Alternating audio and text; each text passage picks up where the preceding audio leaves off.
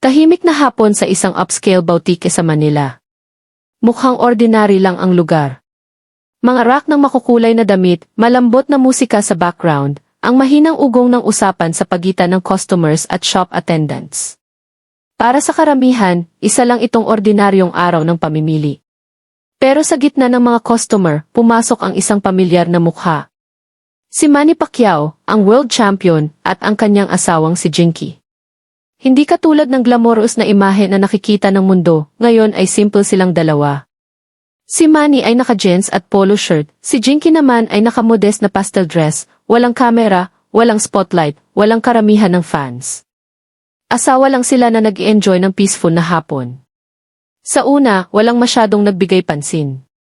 May ilan na nakakilala, may nagbulungan ng mahina, pero humble na gumalaw ang mag-asawa, binati ang staff ng mainit na ngiti. Mukhang relaxed at masaya si Manny, malayo sa ingay ng fame. Tapos biglang nabasag ang katahimikan. Sa counter, isang young saleswoman ay mukhang nainis na talaga. Tinulungan niya si Jinky sa pag-try ng damit, pero hindi smooth ang interaction. Nagsimulang tumaas ang boses. Nagmumura sa mahinang tinig ang saleswoman tapos lumakas. Namula ang mukha niya sa galit. At nangyari ang hindi inaasahan. Sa isang iglap, hinampas ng kamay ng saleswoman ang pisngi ni Jinky. Malakas na sampal ang tumalab sa buong boutique. Natigilan ang buong lugar. Napahinga ng malalim ang mga shopper. Nahulog ang hawak ng staff. Lahat ng mata ay napunta kay Jinky na nakatayo sa gulat at sa nanginginig na empleyado na ngayon ay natatakot na. Kumalat ang bulungan na parang apoy. Pinagsampal ba niya ang asawa ni Manny Pacquiao? Ay nako, tapos na siya. Hahatakin siya ng security. May mga customer na naglabas ng phone para i-record, excited sa drama. May iba namang umiling sa disbelief. Pero sa gitna ng gulo, nanatiling kalmado si Manny. Hindi siya sumigaw. Hindi siya umatras ng agresibo. Sa halip, tahimik niyang tinitigan ang sitwasyon na parang naghahanap ng mas malalim kaysa sa aksyon mismo. Hindi na matiis ang tensyon sa loob. Lahat ay iniisip ang parehong tanong. Ano kaya ang gagawin ni Manny Pacquiao? Nakakita ka na ba ng taong ininsulto o hinamak sa publiko? At hindi mo maiwasang mag-isip kung paano siya tutugon? Sabihin mo sa comments at huwag kalimutang mag-subscribe. Hindi na katulad ng dati ang boutique, wala na ang cheerful na vibe, minutes lang ang nakalipas. Bigat na ang hangin. Lahat ng mata ay kay Manny Pacquiao at sa asawa niyang si Jinky. Ang saleswoman na nagtaas ng kamay ay ngayon ay natigilan, dibdib na tumataas baba, labi na nanginginig, pero may natira pang pride sa mukha. Nagmura siya ng mahina. Una niya akong tiningnan ng pababa. Dumating ang manager na tumatakbo. Ano bang nangyayari rito? Sigaw niya, nakatingin ng masama sa young employee. Nagbulungan ang staff sa panic. Ilan sa customers, hindi na makapagpigil sa galit, ay nagsalita ng malakas. Paano niya nagawa yon sa asawa ni Pacquiao? Tapos na yang babaeng yan. Agad siyang tatanggalin. Dapat hatakin na siya ng security ngayon din. Patuloy ang pagre-record ng mga phone. May mga hindi lang shocked, na i-entertain pa, naghihintay sa susunod na mangyari. Pero sa gitna ng ingay, nanatiling nakatayo si Manny. Hindi siya nagtaas ng boses. Hindi siya nagdemanda ng parusa. Sa halip, marahang inilagay niya ang kamay sa balikat ni Jinky, pinapakalma siya. Mas malakas pa ang kanyang katahimikan kaysa sa gulo. Nagbulungan ang mga tao, bakit hindi siya nagsasalita? Susuntukin ba niya? Hindi. Si Manny Pacquiao ay hindi manahimik ng walang dahilan. Ang saleswoman, naninigas pa rin, sinubukang ipagtanggol ang sarili. Hindi ko sinasadya, tinrato niya ako na parang basura. Pagod na ako sa mga taong akala mo mas mataas sila. Nagulat ang lahat sa mga salita niya. Hindi lang outburst to, galit na naipon mula sa mas malalim. Mas lumakas ang boses ng manager. Pack your things. Tapos ka na rito. Sandaling nabasag ang pride ng saleswoman na mula ang mata niya. Pero nanindigan pa rin siya. Pero sa mata ng lahat, hinatulan na siya. Para sa kanila, disrespectful, unprofessional, at unforgivable. Pero si Manny hindi gumalaw. Tahimik lang siyang nanonood sa kanya. Mas lalong lumakas ang suspense sa kanyang kalmado. Bawat segundo ng katahimikan ay mas mabigat kaysa salita. Sumandal ang mga tao, iniisip, ito na ba ang sandali na sasabog ang boxing legend? Gagamitin ba niya ang impluensya para parusahan siya? O may iba pang nangyayari sa isip niya? Lumakas ang bulungan. Umiling ang mga customer. May ilan na umalis sa store, akala nila sapat na ang nakita. Pero yung mga nanatili, hindi maalis ang tingin kay Manny dahil alam nila sa puso nila, hindi niya binabaliwala ang sampal. Naghahanap siya ng mas malalim pa. At sa katahimikang yon, nanatili ang tanong sa hangin na parang paparating na bagyo. Ano na ba ang gagawin ni Manny Pacquiao? Patuloy ang tensyon sa boutique. Hiniling ng manager sa security na pumasok, pero marahang itinaas ni Manny ang kamay, pinahinto sila. Wait, sabi niya ng mahina. Hindi galit ang tono, pero may bigat. Muling natahimik ang buong lugar. Dahan-dahan siyang lumapit, nakatayo lang ilang hakbang mula sa saleswoman na sumampal sa asawa niya. Tinitigan siya nito, naninigas ang katawan, naglalaban ang pride at takot. Lahat ay pinigilan ang hininga. Nagsalita si Manny sa kalmado, halos ama na tono. Miss, ano ang nangyari? Bakit mo ginawa yon? Nagulat ang lahat. Sa halip na magdemanda ng parusa, sa halip na sumigaw, nagtatanong si Manny. Kumurap ng mabilis ang saleswoman, bumuka ang labi, pero walang salitang lumabas sa una. Tapos pinilit niyang magsalita. Tiningnan niya ako ng pababa, tinrato niya ako na wala lang ako. Napahinga ng malalim ang boutique. Nagulat sa arrogance ng tono niya. May bumulong sa sulok, paano niya nasabi iyon pagkatapos sampalin si Jinky. Pero hindi harsh ang reaksyon ni Manny. Nanatiling matatag, mahinahon at curious ang mata niya. At kung ikaw ang nasa lugar niya, tanong ni Manny ng mahina. Paano mo gustong tratuhin ka? Muling natahimik ang lugar. Mas malalim ang tinamaan ng tanong na iyon kaysa sa sermon. Kumislap ang mata ng saleswoman. Sandaling nabasag ang pride, may lumitaw na mas malambot. Pero tinawid niya ang braso, sinusubukang hawakan ang depensa. Hindi niya naiintindihan. Mga taong may pera. Akala nila pwede nilang sabihin kahit ano sa amin.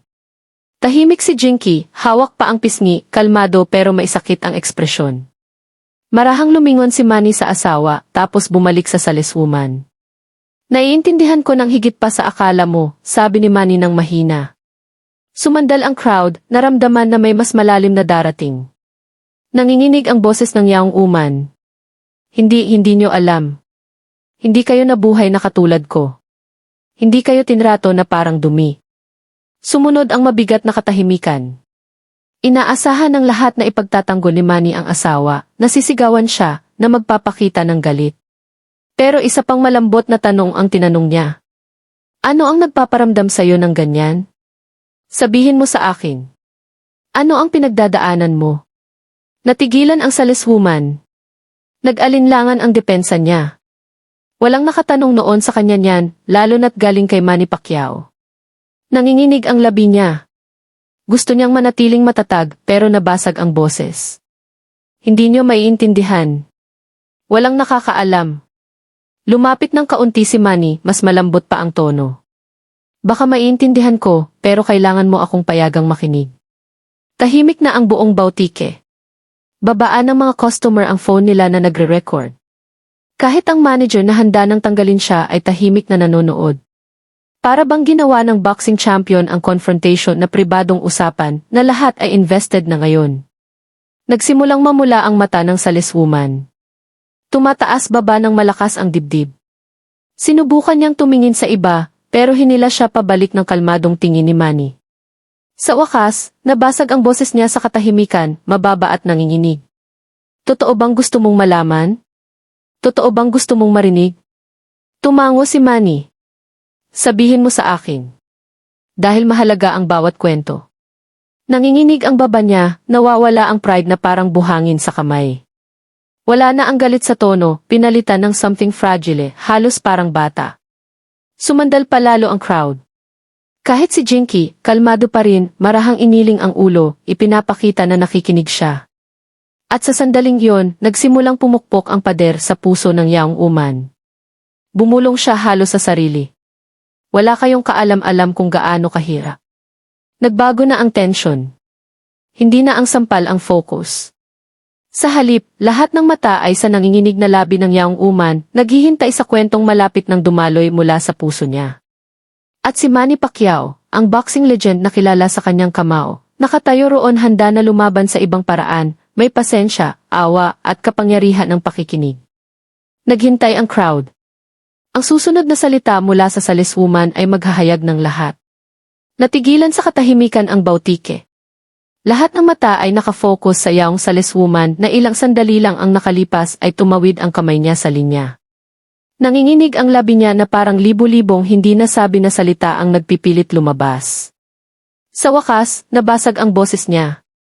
Gusto niyo talagang malaman? Sige, sasabihin ko sa inyo. Napuno ng luha ang mata niya kahit sinusubukan niyang pigilan. Dinala siya ng pride hanggang ngayon pero masyadong mabigat ang katotohanan ng buhay niya. Gumigising ako alas negatibo 4 ng umaga araw-araw, simula niya, mababa at nanginginig ang boses. Sumasakay ako ng 2 jeep at bus para makarating dito on time. Mahaba ang shift ko, minsan 12 oras. At pag uwi na ng lahat, nandito pa rin ako, nagfo-fold ng damit, naglilinis, sumasakop sa mga coworker na hindi pumapasok. Tahimik na nakikinig ang crowd, nagbabago ang energy sa boutique. Walang inaasahan na ganitong side ng kwento. May sakit ang nanay ko, tuloy niya habang lumalunok ng malakas. Matagal nang hindi nakapagtrabaho. Umalis ang tatay namin noong 1-0 ako. At ako na lang ang natira para pakainin ang 2 kapatid ko. Alam niyo ba kung ano ang pakiramdam na maging ate at nanay sabay? Tumulo ang luha sa pisngi niya. Sa unang pagkakataon, hindi na siya ang arrogant saleswoman. Isa na siyang pagod na anak, struggling na ate, tao na nagdadala ng sobra. Hindi ko kayang bumili ng gamot para sa nanay ko. Minsan hindi ko kayang bumili ng maayos na pagkain. Pero pag may mayamang customer na pumapasok, tinitingnan nila ako na parang wala lang ako, invisible, mas mababa dahil naka-uniform ako at nakatayo sa likod ng counter. Nabasag ang boses niya, pero pinilit niyang magpatuloy. Kaya ngayon, noong akala ko binababaan niya ako ng tingin, nahihiyang lumingon kay Jinky. Naputok ako. Hindi dapat, pero hindi niyo alam kung ilang beses ko nang nilunok ang pride ko. Ilang beses akong hinamak para lang mapanatili tong trabaho. Mabigat na ang emosyon sa loob. Kahit yung mga agad na humatol sa kanya ay nagbaba ng ulo. May mga customer na nagre-record ay dahan-dahang ibinaba ang phone, nahihiya na ginawa nilang entertainment ang sakit niya. Nakikinig si Manny nang walang interruption. Kalmado ang mukha, pero malalim ang awa sa mata. Hindi niya tinitingnan na kriminal. Tinuturing niyang tao na kailangang marinig. Pinunasan ng Yaong Uman ang mata gamit ang likod ng kamay. Hindi ko gustong maging ganito. Gusto kong mag-aral, tapusin ang pag-aaral, baka maging teacher, pero hindi binabayaran ng pangarap ang bills. Hindi iniintindi ng realidad ang gusto mo. Kaya nandito ako, nagpapakahirap, nanonood lang habang lumilipas ang buhay. Tinamaan ang audience na parang suntok sa dibdib. Nagkilos-kilos ng hindi komportable ang mga tao, napagtanto kung gaano kabilis sila maglabel ang hindi alam ang sakit sa likod ng aksyon. Sa wakas, nagsalita si Jinky sa malambot at matatag na tono. Hindi kita tinitingnan ng pababa. Sorry kung ganun ang naramdaman mo. Nanginginig ang labi ng saleswoman. Sa unang pagkakataon, nagbaba siya ng tingin sa hiya. Alam ko. Hindi ko lang nakontrol. At sa sandaling iyon, nakita ng crowd hindi lang saleswoman at asawa ng sikat, kundi 2 babae, parehong tao, parehong vulnerable, parehong misunderstood sa sariling paraan. Lumapit ng kaunti si Manny, matatag pero mainit ang boses. Sobrang dami ang dinadala mo sa balikat mo. Pero hindi sagot ang galit. Mas malakas ka kaysa sa sakit na itinago mo. Huwag mong hayaang maging iba ka dahil dito. Hindi lang para sa kanya ang mga salita. Para sa lahat na nakikinig. Tahimik ulit ang bautike, pero hindi tense ngayon. Emotional. Mga customer na pumunta para mamili ng damit ay ngayon ay nakatayo sa gitna ng hindi inaasahang aral tungkol sa humility, struggle, at hindi nakikitang laban sa buhay. Nakapag-judge ka na ba ng tao nang hindi mo alam ang kwento nila? Nagsorry ka ba pagkatapos? I share ang experience mo sa comments. Sa wakas, bumigay ang saleswoman. Nanghina ang tuhod habang tumutulo ng malaya ang luha. Hindi na arrogance to, exhaustion, sakit, at desperate na sigaw para sa pag-unawa. At si Manny, sa halip na tumalikod, nakatayo roon kasama niya, nakikinig, naunawaan, naghihintay sa katotohanang patuloy na lumalabas. Mabigat na ang emosyon sa botike. Ibinaon na ng yaong saleswoman ang mukha sa kamay, nahihiya na naging publiko ang pribadong laban niya. Tumango ng dahan-dahan si Manny. Lumipat ang tingin niya sa isa pang staff malapit. At ikaw? Ano ang alam mo tungkol sa kanya? Nag-alinlangan sa una ang yaong clerk pero nagsalita rin. Siya minsan ibinenta niya ang sariling phone para sa gamot ng nanay niya. Hindi niya sinabi kahit kanino pero nalaman namin mamaya. Strict siya minsan pero mabait. Itinatago lang niya sa matigas na mukha. Kumalat agad ang bulungan sa butike. Nagpalitan ng guilty na tingin ang mga customer na handa ng hatulan siya. Binabago ng katotohanan ang lahat. Bumulong ang isang shopper sa kaibigan, mabilis akong mag-judge. Wala palang alam na ganito kalaki ang dinadala niya. Umiling ang isa. Talagang itinutulak ng buhay ang tao sa dulo. Kaya siguro naputok siya. Nagbago ang tensyon mula sa galit patungo sa empatya. Ang crowd na dating nagdemanda ng parusa ay lumambot na, mabigat ang mata sa simpatya. Pero hindi pa tapos si Manny. Lumapit siya sa isang middle-aged na babae malapit sa counter, regular na customer na nakasaksi na ng maraming beses sa ugali ng saleswoman. Ikaw? Paano kanya trinato? Tawid ang braso ng babae, nag-isip sandali. Tapos tumango. Mabuti naman lagi ang serbisyo niya sa akin. Minsan matigas ang tono, pero hindi siya mandaya. Hindi siya nag-cutting corners. Minsan tumakbo pa siya sa ulan para ibalik ang sukli na aksidenteng nahulog ko. Honest talaga siya sa buto. Nagulat ulit. Hindi to ang imahe na inaasahan ng mga tao. Malinaw na ang katotohanan. Hindi siya malupit na arrogant worker. Isa siyang hardworking na anak, struggling na ate, at nasirang kaluluwa na itinulak ng kalupitan ng buhay sa limit. Humugot ng malalim si Manny, kalmado pero matatag ang mukha. Tinitigan niya ang saleswoman, hindi na sa mata ng hinamak, kundi sa tingin ng nakakaunawa. Nag-restless ang crowd. May nagbulungan ng kinakabahan. Ano na gagawin niya ngayon? Papayagan ba niyang tanggalin? O patatawarin? Nanginginig ang saleswoman, hindi makatingin sa mata niya. Hawak ng hiya at takot ang puso niya. Bumulong siya ng halos hindi marinig. Please huwag niyo akong sirain. Tong trabaho, to lang ang meron ako. Nakabitin ang salita niya sa hangin na parang babasaging salamin. Lumapit si Manny. Sumandal ang buong bautike na parang bumagal ang mundo para marinig ang susunod niyang sasabihin. At sa matatag at puno ng bigat na boses, sabi ni Manny, nagkamali ka. Pero hindi tinatanggal ng pagkakamali kung sino ka. Narinig ko ang katotohanan. Hardworking ka, honest, at lumalaban sa laban na hindi nakikita ng kahit sino rito. Dahil doon, deserve mo ng pagkakataon, hindi destruction. Kumalat ang bulungan. Chance. Hindi niya pinarusahan. Nagulat ang yaong uman, tumulo ng malaya ang luha. Tinitigan niya si Manny at Jinky, basag ang boses. Hindi ko deserve ang awa niyo. Umiling ng mahina si Manny. Lahat deserve ng awa, lalo na iyong nagdadala ng bigat ng mundo sa balikat. Nagulat ang bautike. Hindi sa inaasahang paraan ng hustisya, parusa o revenge. Sa pinakamalakas na paraan, compassion. Kung ikaw si Manny, patatawarin mo ba siya o sisiguraduhin mong magbayad siya? Comment sa baba dahil baka mabago ng sagot mo ang pananaw ng iba sa forgiveness. Lumabas na ang katotohanan. Hindi villain ang saleswoman. Tao siya, nasaktan, may depekto pero tunay. At ngayon naghihintay ang mundo kung anong transformation ang dadalhin ni Manny Pacquiao. Hinintay ng bautike. Nahayag na ang katotohanan. Hindi halimaw ang saleswoman, kundi anak, ate, at babaeng nagdadala ng higit pa sa kaya ng karamihan. Pero nanatili pa rin ang hapdi ng sampal sa pisngi ni Jinky. At naghihintay ang crowd. Lahat gusto malaman kung ano na ang gagawin ni Manny Pacquiao. Nilunok ng kinakabahan ang manager. Sir, sa lahat ng respeto, tumawid ang linya ang empleyado na to, sinampal ang customer, asawa niyo pa. hindi mapapatawad. Naniniwala pa rin ako na dapat siyang tanggalin agad. Nanghina ang tuhod ng saleswoman. Nanlaki ang mata sa takot. Kung mawawala ang trabaho, babagsak ang survival ng pamilya niya. Bumulong siya ng desperate. Please, please wag niyo siyang patanggalin. Lahat ng mata bumalik kay Manny.